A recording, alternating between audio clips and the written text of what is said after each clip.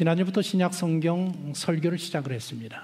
신약 성경을 어떻게 설교해야 될 것인가 제가 고민하다가 요즘 TV 드라마나 넷플릭스 드라마를 보면 드라마 횟수가 굉장히 짧아졌습니다. 옛날처럼 길게 하지 않습니다. 많으면 16회 정도. 넷플릭스 같은 경우에는 8회나 더 짧으면 4회로 드라마를 마무리하는 그런 게 추세가 그렇습니다. 그래서 제가 설교도 그래야 되겠구나 생각을 하면서 시리즈가 가장 좋은데 시리즈 하면 4회나 8회에 걸쳐서 이렇게 짧게 하는 게 좋겠다라는 요즘 생각을 많이 갖고 있습니다. 스토리로 이 신약 성경을 보면 결국에는 예수님과 사도들의 활동에 대한 스토리입니다. 그래서 제가 예수님에 대한 요 생애 스토리에 대해서 한 8회 정도, 그리고 나서 사도들에 대한 8회 정도의 설교가 좋지 않을까라고 생각을 하면서 지금 그렇게 한번 진행을 해볼까 준비하고 있습니다. 지난주에는 예수님의 길을 예비한 우리 세례 요한에 대해서 살펴보았습니다. 광야에 들어가서 수련하는 중에서 하나님의 음성을 듣게 되었고 자기의 정체성과 사명을 인식하고 나와서 요단강에서 사역을 시작합니다. 회개하라, 제사함을 받는 세례를 받고 곧 오실 메시아를 맞을 준비를 하라. 이것이 개인과 민족이 살 길이라고 외치는 그런 사역을 시작했습니다. 세례 요한을 선지자로 믿은 수많은 사람들이 요단강에 와서 세례를 받았습니다. 예수님께서도 나사렛에서부터 내려오셔서 요한에게 세례를 받습니다. 예수님의 경우에는 죄사함을 받는 세례를 받을 필요가 없습니다. 죄가 없으신 하나님의 아들이신데 무슨 세례가 필요하겠습니까? 그러나 예수님께서 세례를 받으신 이유는 이제부터 공식적으로 하나님 나라의 사역을 시작하겠다라는 그런 상징적인 의미를 가지고 요단강에서 세례를 받으신 것입니다. 그때 나이가 30살이셨습니다. 예수님은 성령으로 잉태되어서 마리아 가정에 출생하신 그런 특별하신 분이십니다. 유대인 가정에서 태어나면 모든 아이들이 그렇듯이 예수님도 가정에서 교육을 받으셨습니다. 5살부터 율법 토라를 읽기를 시작했고 10살이 되어서는 어머니에게 또 아버지에게 구전 율법인 미시나를 배우셨습니다. 그리고 13살 되었을 때에 성인식을 치르시고 진로를 결정해야 합니다. 13살이 되면 이제 내가 계속해서 공부하는 학문의 길을 걸어가야 될 것인지 아니면 직업 전선으로 나갈 것인 것을 결정해야 합니다. 우리 재우 청년이 선교 갔다 와서 이제 비전을 갖고 나는 앞으로 많은 사람들에게 맛있는 빵으로 이렇게 선교 사역을 감당하겠다라는 그런 비전을 갖고 그 일을 시작했다라는 좋은 간증을 저희가 들었습니다. 이 예수님 시대에 아이들이 13살 되면 유대인들은 대학을 갈 건지 그래서 학문의 길을 갈 건지 아니면 직업 전선으로 뛰어들 것인지를 13살에 결정했단 말입니다. 학문의 뜻을 두면 이 벳 미드라시라는 회당에서 그러니까 하나님의 율법을 가르치는 회당에서 서기관들에게 율법을 배우면서 그 길로 나가게 되어 있습니다. 그러면 랍비가 되는 겁니다. 아니면 직업 전선으로 나가야 합니다. 누가복음을 보면 예수님이 12살 되었을 때에 성전에 가셔서 랍비들과 토론을 벌이셨는데 예수님이 이 12살 밖에 되지 않은 예수님이 얼마나 지혜롭게 대답을 하는지 그 대답에 모든 랍비들이 놀랍게 여겼다라는 기록이 남겨져 있습니다. 이미 예수님은 12살 때에 하나님의 말씀에 대한 상당한 식견을 가지고 계셨던 것을 알 수 있습니다. 그렇다고 하면 예수님은 학문의 길을 가셔야 됐던 그런 분이십니다. 그런데 그 길로 가지 못하고 가정 형편이 너무 어려워서 직업 전선에 뛰어들게 됩니다. 예수님이 10살 되셨을 때에 그 살고 있던 갈릴리라는 지역에 대규모 소요가 일어납니다. 폭동의 원인이 무엇인가 하면 로마 제국에서 인구조사를 했습니다. 인구조사를 하는 이유는 세금을 부과하기 위한 이유가 주된 목적이었었습니다. 그러나 유대인들은 이 로마 제국이 이 인구조사하는 그 명부에 자기의 이름이 올라가면 하나님 나라의 호적에서 제명될 것 같은 그런 불안한 감이 있었습니다. 그래서 그것을 별로 좋아하지 않았습니다. 또 하나는 세금으로 로마의 동전을 내게 돼 있는데, 데나리온이라는 동전을 세금으로 내게 되는데 그 동전에 로마 황제의 얼굴이 새겨져 있단 말입니다. 그것을 사용할 수밖에 없습니다. 그 동전을 사용하게 되면 그 새겨진 우상이라고 생각이 되었기 때문에 그것이 우상 숭배로 여겨졌단 말입니다. 그래서 이런 일들 때문에 갈릴리에서 유대인들이 폭동을 일으킵니다. 그런데 그 폭동을 일으키기 2년 전에 이미 갈릴리의 유다라는 그런 정치적인 인물이 살았는데, 그 기회를 사용하여서 인구조사하는, 그리고 거기에 대한 원성이 자자한 그 기회를 이용해서 폭동을, 반란을 일으켰단 말입니다. 그것도 인구 이동이 가장 많은 6월절을 틈타서 갈릴리에서 대규모로 이 로마 제국에 대항한 폭동과 반란을 일으켰습니다. 어떻게 됐겠습니까? 그 주변 지역, 시리아 지역에 주둔해 있던 로마의 3개 군단이 움직여서 폭동을 빠른 시일 내에 진압을 합니다.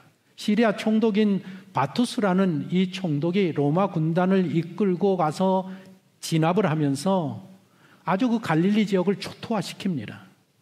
3,000명의 유대인들을 죽이고 2,000명을 십자가에 못 박고, 그리고 여자들과 아이들을 노예로 잡아가는 그런 일이 발생합니다. 그래서 일부 성경을 연구하는 신학자들은 이 폭동 때에 그 갈릴리 나사렛에 살던 예수님의 아버지 요셉이 죽었다라고 그렇게 추측을 하고 이야기를 하고 있습니다. 그때가 예수님 나이가 10살이었었습니다. 이때 요셉이 죽었다고 하면 예수님은 10살의 소년 가장이 되어서 어머니와 동생들을 돌보아야 했단 말입니다. 학문의 길로 나가서 랍비가 될 수 있는 그런 여건이 준비되지 않았습니다. 그래서 아버지의 일을 이어받아서 목수의 일을 하게 됩니다. 나이 30이 되었습니다. 이제는 동생들이 성장하여서 가정을 책임질 수 있는 그런 때가 되어서 예수님은 결심하고 하나님의 일을 하시기 위해서 요단강으로 내려와서 세례 요한에게 세례를 받으신 것입니다. 그러니까 요단강에서 세례를 받으신다라는 이 내용은 굉장히 의미가 있는 내용입니다. 여기서부터 예수님의 공생애가 시작이 됩니다. 요단강은 폭이 13m 정도 되는 자그마한 강이, 큰 강이 아닙니다. 이제 그 요단강 위쪽, 그 북쪽으로 가면 헐몬산이라는 1년 내내 눈이 쌓여 있는 그런 높은 산이 있는데, 그 기슭에서부터 시작되는 강이 요단강입니다. 거기서부터 남쪽으로 흘러내려와서 갈릴리 넓은 호수가 되고, 거기에서 더 내려가면 저 밑에 그 유명한 사해 바다로 이 요단강 물줄기가 흘러들어가게 되는 그런 강입니다. 이 강이 이스라엘 국경의 동쪽 경계가 되는 강이 이 요단강입니다. 그런데 이 요단강이라는 강이 역사적으로 굉장히 중요한 의미를 담고 있는 강입니다.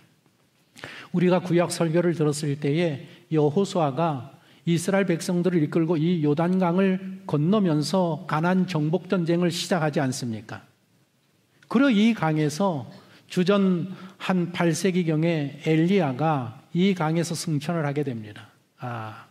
엘리사를 데리고 그 강을 건너야 되는데, 그 강을 건너기 위해서 자기의 외투를 벗어서 내리치니까 그 요단강이 이리저리 갈라지면서 마른 땅이 되어서 그 요단강을 엘리사와 함께 엘리야가 건너갑니다. 그리고 하늘에서 불병거 불말이 내려와서 하늘로 승천한 곳이 바로 그것입니다. 올라가면서 그 겉옷이, 입고 있던 겉옷이 떨어지니까 엘리사가 이제 후계자가 되어서 엘리야의 겉옷으로 다시 요단강을 치니까 똑같은 역사와 능력이 나타난다. 그렇게 해서 엘리사가 제자가 됩니다. 그로부터 몇 년 후에 바로 그 요단강에서 나아만 장군이라는 나병, 불치의 병을 갖고 있던 나아만 장군이 그 요단강에서 7번 씻고 나병이 나은 그런 강이 요단강입니다. 그러니까 요단강 하면 역사적으로 어떤 의미가 있는가 하면 새로운 출발을 하는 곳이고 능력이 나타나는 곳이고 치유가 나타나는 그런 강이라는 그런 상징적인 의미를 가지고 있습니다. 세례 요한이 괜히 요단강에 와서 회개하라 천국에 가까운 일이라고 외치는 것이 아닙니다. 그런 역사적인 장소이기 때문에 이곳이 치유를 받는 것이고 능력을 받는 것이고 인생의 새로운 출발을 하는 곳이라는 그런 깊은 그런 상징을 담겨져 있단 말입니다. 바로 그런 곳에서 세례 요한이 사역을 시작했고 예수님도 공식적인 사역을 시작하기 위해서 그 요단강에서 세례를 받으시는 것입니다. 그래서 이 세례를 복음서를 보면 마태, 마가, 누가, 요한 4복음서를 기록한 모든 사람들이 예수님이 요단강에서 세례를 받은 것을 공식적인 사역의 출발로 보고 있습니다. 바로 이 요단강에서 여호수아의 정복 전쟁이 시작되었습니다. 가나안 정복 전쟁이. 그리고 바로 이 요단강에서 예수님께서 사단의 나라, 세상의 나라, 악에 대한 정복 전쟁이 바로 이곳에서 시작이 되는 것입니다. 여호수아라는 이름과 예수라는 이름은 똑같은 이름입니다. 구원이라는 똑같은 이름인데 여호수아는 히브리어 이름이고 예수는 헬라어 이름입니다. 그렇기 때문에 여호수아와 예수는 똑같은 이름이고 이런 상징성을 가지고 있습니다. 요단강에서 세례를 받으신 예수님께서 바로 사역을 시작하지 않습니다. 유대 광야로 들어가십니다. 세례를 받으시고 세례 요한이 유대 광야로 간 것처럼 예수님이 유대 광야로 들어가십니다. 사역을 시작하기 전에 먼저 해야 할 일이 있으셨단 말입니다. 광야에서 그 사막에서 홀로 하나님과 시간을 보내는 그런 일을 가지게 됩니다. 앞으로 공적인 사역을 할 때 수많은 유혹이 닥칠 텐데 그 유혹을 닥치는 유혹과 내가 하나님만 믿고 말씀만 믿고 내가 결단하면서 이 영적인 전쟁을 치르겠습니다라고 그 유대 광야에 들어가서 결단하는 시간을 40일 동안 갖게 되는 것입니다. 그러니까 앞으로 있어질 예수님의 생애에 그 사역의 승패가 어디서 결정나는 건가 하면 이 유대 광야에 들어가서 40일 동안 기도하는 과정에서 그 승패가 결정이 나는 것입니다. 우리가 잘 알다시피 광야에 들어가신 예수님께서 40일 동안 금식하면서 기도할 때에 3가지 유혹이 있었다고 했습니다. 처음엔 사단이 나타나서 40일 동안 금식하니까 얼마나 배가 고프겠습니까? 우리도 한때 전교인이 기도원에 가서 3일 동안 금식한 경험이 있었습니다. 3일 동안 기도를 하는데 무슨 생각만 났습니까? 먹는 생각만 났지 않았어요. 3일 동안. 이 금식하면 이 얼마나 배고프면 순 생각이 먹는 생각 아니 40일 동안 광야에서 금식한다고 생각을 해보십시오. 예수님도 사람인데 얼마나 배가 고프셨겠습니까? 사단이 나타나서 야 너는 하나님의 아들 아니냐? 이 돌을 떡으로 만들어서 먹어라. 그 첫 번째 유혹이었었고 두 번째 유혹은 천하만국이 보이는 그 높은 곳으로 예수님을 데려가서 천하만국 영광을 보아라. 네가 나한테 절 한 번만 하면 이 모든 것을 너에게 다 주리라. 세 번째 시험은 성전 꼭대기에 올라가서 야 너 여기서 한번 뛰어내려 보아라. 너 하나님의 아들 아니냐? 너의 능력을 사람들에게 여기서 뛰어도 살 수 있는 능력을 한번 나타내면 사람들이 다 믿지 않을 것이냐? 이 3가지 시험은 이게 이미 그들의 선조, 예수님의 선조 이스라엘 백성들이 광야 40년 생활하면서 사단에게 시험을 받았던 그런 시험들이었었습니다. 이스라엘 백성들이 가나안을 가는 그 광야를 지날 때 무슨 불평을 가장 많이 했습니까? 먹을 것이 없습니다. 마실 것이 없습니다. 우리 인생을 살면서 첫 번째 시험이 무엇인가 하면 늘 먹는 거 걱정이라는 것입니다. 마시는 게 걱정이란 말입니다. 예수님께서 그 시험을 첫 번째로 받으셨다라는 이야기고 두 번째는 무엇입니까? 광야 같은 우리 인생에서 늘 우리의 그 시험이 무엇인가 하면 하나님도 잘 섬겨야 되겠고 좀 이 세상에서 재산도 좀 많이 갖고 부유한 삶을 살면서 럭셔리한 삶을 살면서 하나님도 잘 섬기겠다는 두 가지 토끼를 다 잡겠다라는 그런 생각 아닙니까?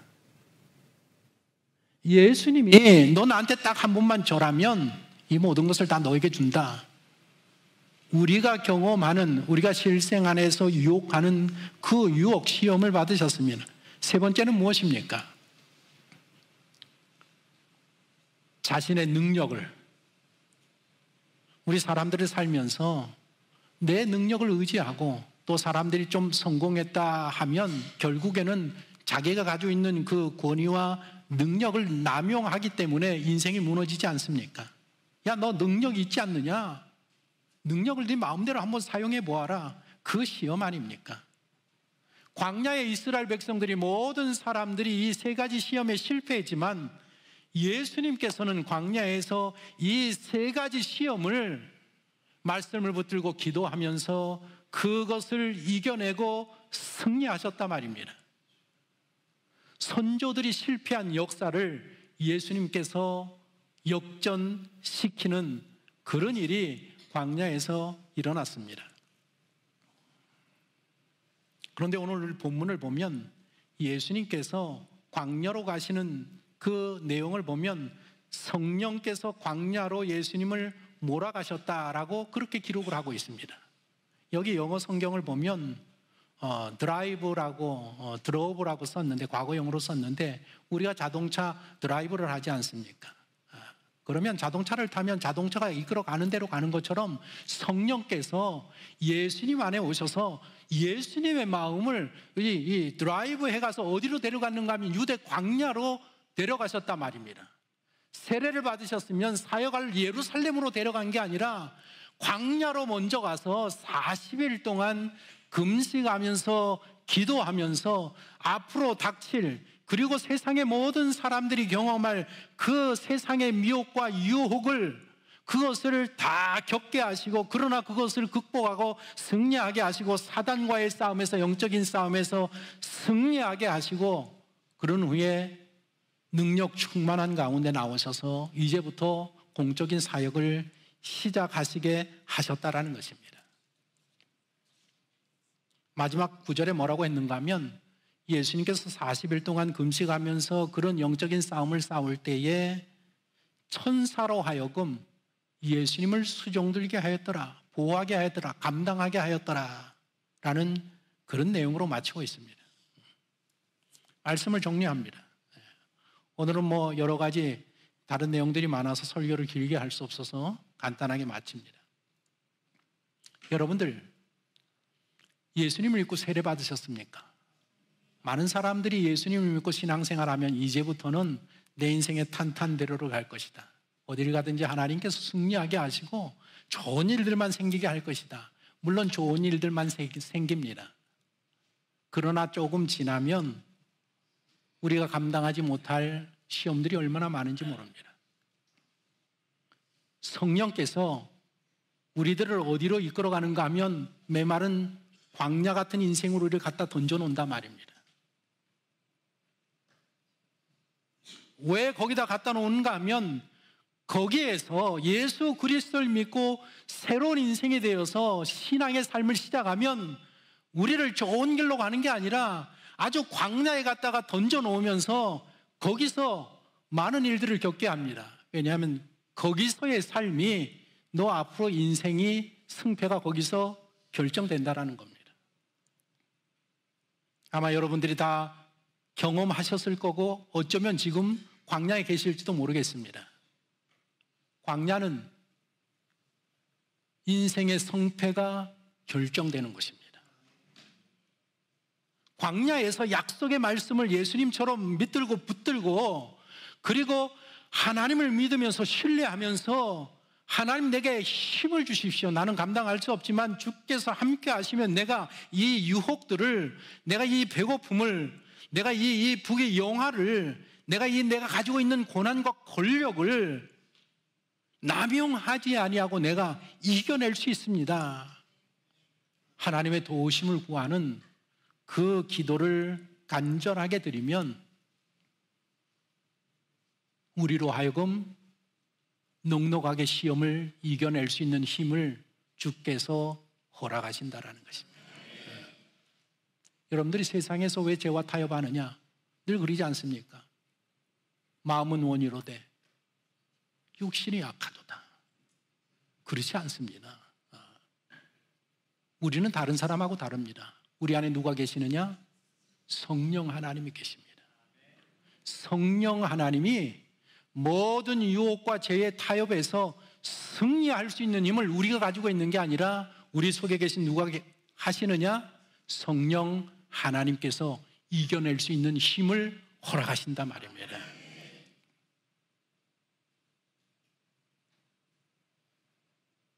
만일 여러분들이 하나님이 던져놓은 그 사막에 떨어져서 내 미래의 노후에 어떻게 먹고 살까? 그것을 염려한다고 하면, 그리고 그 세상에서 내가 하나님도 잘 섬겨야 되겠고 세상의 부귀영화도 다 누려야 되겠다라는 그런 생각을 갖고 있다고 하면, 그리고 하나님이 내게 주시는 그 자리, 그 지위, 그 권리, 그 고난, 권력, 그것을 내가 남용한다고 하면 여러분들은 그 사막에서 실패할 겁니다. 이스라엘 백성들이 실패하고 난 후에 40년 동안 시간을 허비한 것처럼 허비하게 될 겁니다.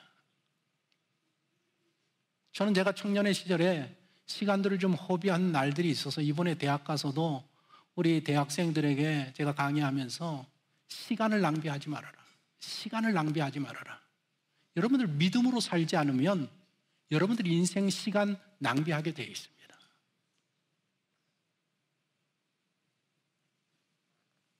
승패가 어디서 결정나느냐?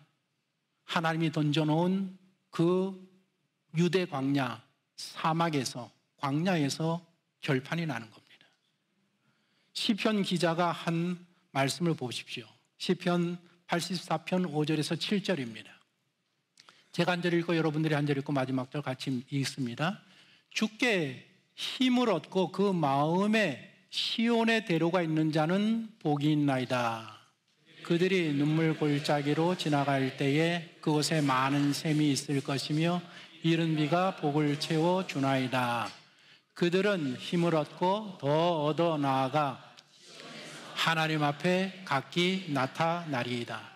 이 말씀은 이스라엘 백성들이 포로 귀환하면서 그 광야길을 4개월 동안 걸어가야 되는데 그 광야길을 하나님 앞에 예배하기 위해서 고국으로 돌아갈 때에 그들이 믿음으로 가면 하나님께서 그들에게 힘을 주시고 그 광야길에 시온의 대로를 열게 하시고, 그리고 그 눈물을 흘리면서 그 길을 걸어가지만 그 광야길의 곳곳에 하나님이 샘을 터지게 하셔서 그 샘물을 먹고 힘을 얻어서 결국에 시온에 가서 하나님을 찬양하게 될 것이라는 그런 예언의 내용의 말씀입니다.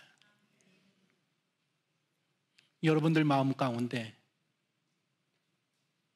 하나님만 바라보고 하나님만 믿고 주께서 내 인생을 책임질 거라는 확고한 믿음이 있습니까?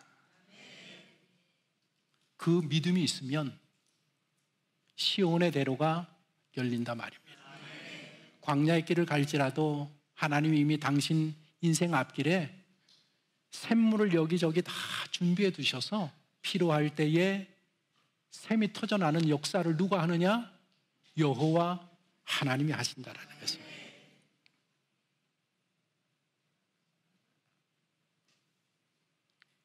기억하십시오. 당신이 던져진 인생의 이 광야는 당신의 인생의 승패가 결정이 되는데 만약에 그곳에서 아무것도 보이지 않고 가진 거 아무것도 없고 내가 어떻게 이 광야에서 살아갈까라는 그런 세상에서 하나님을 바라보면서 말씀을 의지하면서 주께 기도하면서 믿음으로 나가면 하나님께서 새로운 역사를 당신을 통해서 이루어 가신다는 것입니다. 광야에서 승리하시기 바랍니다. 광야에서 거기서 쓰러져 죽는 자가 아니라 우리는 광야에서 그것을 극복하고 승리하고 하나님의 나라를 세워가는 그런 거룩한 성도라는 것을 기억하면서 이 한 주간도 내가 있는 곳에서 하나님의 말씀을 붙들고 기도로 능력을 갖추고 광야에서 나와서 세상을 활보하는 우리 복된 성도가 되시기를 예수님의 이름으로 축원합니다.